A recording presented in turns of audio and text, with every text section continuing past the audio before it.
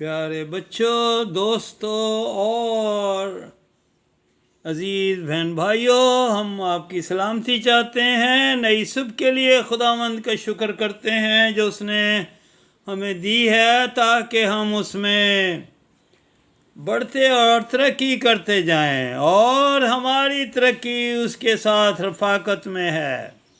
آئیے ہم خداوند کے کلام میں سے دیکھیں پہلا پطرس 5واں باب 8ویں آیت جو ہمارے سامنے ہے۔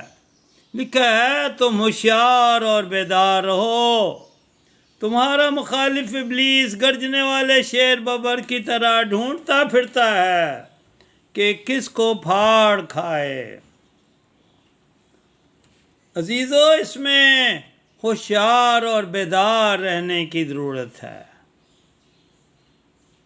اپنے آپ کو دیکھتے رہنے، پرکھتے رہنے کی ضرورت ہے۔ اپنے مخالف سے بچ کر رہنے کے لیے کہا گیا ہے۔ مخالف کون ہے؟ جو ابلیس ہے، شیطان ہے۔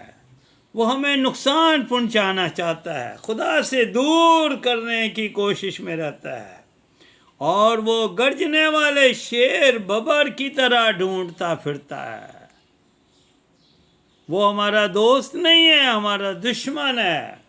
اس لیے ہمیں ہوشیار اور بیدار رہنا ہے۔ کیونکہ وہ پھاڑ کھانے کو، ہلاک کر دینے کے لیے تیار ہے، ابدی ہلاکت میں ڈالنا چاہتا ہے، خدا سے ہمیشہ کے لیے دور کرنا چاہتا ہے۔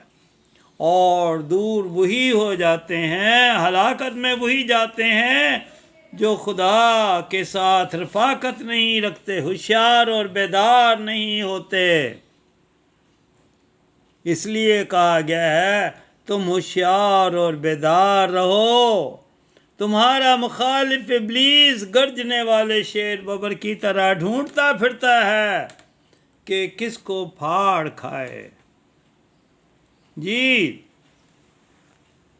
ایک بادشاہ تھا جو بزرگ ہو گیا تھا، اور اس کا ایک ہی بیٹا تھا جو اتنا بڑا نہیں تھا کہ وہ حکومت کو سنبھال سکے، اور بادشاہ کی خواہش یہ تھی کہ میرا بیٹا حکومت کے طور طریقے سیکھے کہ کس طرح سے حکومت کی جاتی ہے۔ لڑکے کو، شہزادے کو اس بات میں دلچسپی نہیں تھی۔ اس کا ایک چچا تھا جو چاہتا تھا کہ وہ بادشاہ کی جگہ پر نیا بادشاہ بن جائے، حاکم بن جائے، اور وہ شکار کا شوقین تھا۔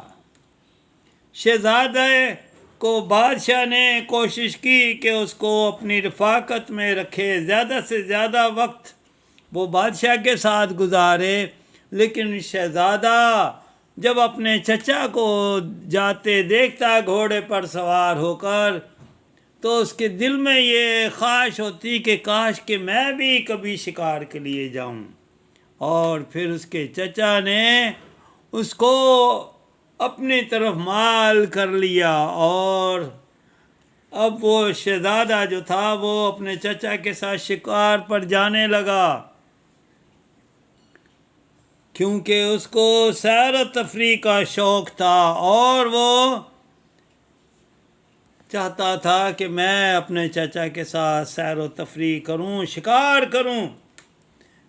ایک دن چچا نے اس کو اپنے ساتھ گھوڑے پر آگے بٹھایا ہوا تھا، اور تیز تیز دوڑتے ہوئے وہ جنگل میں سے گزر رہے تھے، اور کیا ہوا کہ چچا نے شہزادے کو زور سے دھکا دیا، اور شہزادہ جنگل میں درختوں کے بیچ میں جا کر گرا، اور اس کا چچا وہاں سے بھاگ گیا۔ شہزادے کو بہت چوٹیں لگیں، اس کی جان تو بچ گئی، لیکن وہ اس کی ٹانگ ٹوٹ چکی تھی۔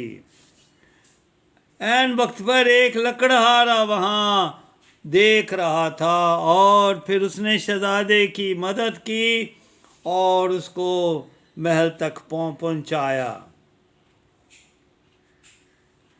बादशाह शहजादे को समझा रहा था कि मैं क्यों चाहता था कि तुम मेरे साथ ज़्यादा वक्त गुजारो, क्योंकि मुझे पता था कि तुम्हारा चचा तुम्हें नुकसान पहुंचाता है, लेकिन तुमने मेरी बात नहीं मानी। अगर मेरी बात मानी होती तो आज तुम्हारी टांग ना टूटती। और फिर शहजादे का इलाज होता रहा। ये खुदा का शुक्र है कि उसकी टांग ठीक हो गई, और फिर वो बादशाह के साथ ज़्यादा वक्त गुजारने लगा। और वो अब अपने चचा से होशियार और बेदार हो चुका था, क्योंकि उसने उसको नुकसान पहुंचाया था, और वो चाहता था कि अब मैं जल्द अज जल्द बादशाह बनकर उससे बदला ले सकूं।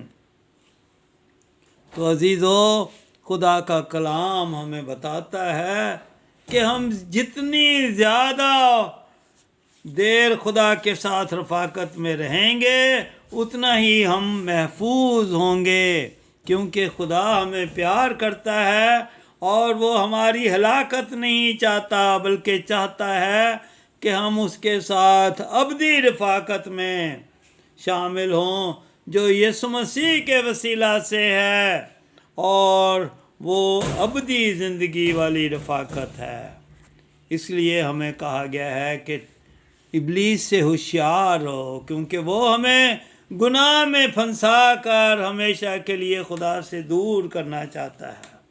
लेकिन इब्लीस का मुकाबला वही करते हैं जो खुदा के कलाम को पढ़ते हैं, खुदा के साथ रफ़ाकत में रहते हैं और खुदा के लिए खिदमत करते हैं, दूसरों को भी इस रफ़ाकत में अपने साथ शामिल करने की कोशिश में रहते हैं, दूसरों के लिए दुआ करते हैं, अपने बहन भाइयों के सामने गवाही देते हैं कि खुदा की रफ़ाकत में और इब्लीस की रफ़ाकत में क्या फ़ायदे हैं, क्या नुकसानात हैं, हम किस किस तरह से इब्लीस से दूर रह सकते हैं, होशियार और बेदार रह सकते हैं और इब्लीस के हमलों से बच सकते हैं।